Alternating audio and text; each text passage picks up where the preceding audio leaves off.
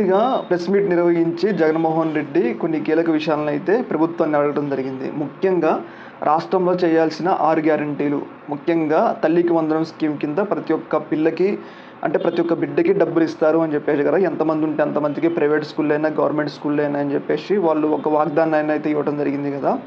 ఈ యొక్క వాగ్దానం ఎప్పటినుంచి అమలు చేస్తారు అని చెప్పేసి ప్రధానంగా జగన్మోహన్ రెడ్డి ప్రభుత్వానికి ఒక క్వెషన్ అయితే రైజ్ చేయడం జరిగింది. ముఖ్యంగా ఒకవేళ మీ దగ్గర డేటా లేకపోతే సచివాలయ వ్యవస్థ ఉంది, వాలంటీర్ వ్యవస్థ ఉంది. తెప్పించుకోండి. ఇంటికి ఎంతమంది పిల్లలున్నారో డేటా వస్తది కదా! డేటాకి ఎంత సమయం ఏం అవసరం ఉంది.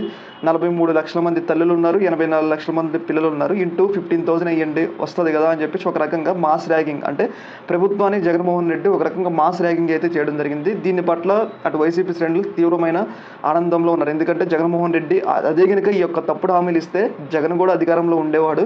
కాకపోతే ఈ యొక్క హామీలు అమలు చేయలేకనే జగన్మోహన్ రెడ్డి ఈ యొక్క ప్రజలను మోసం చేయలేకనే హామీలు ఇవ్వలేదు. దానివల్ల అధికారంలోకి రాలేదు. ఇప్పుడు అధికారంలోకి వచ్చిన ప్రభుత్వం మాత్రం హామీల అమలుకు మాత్రం నోచుకోవట్లేదు.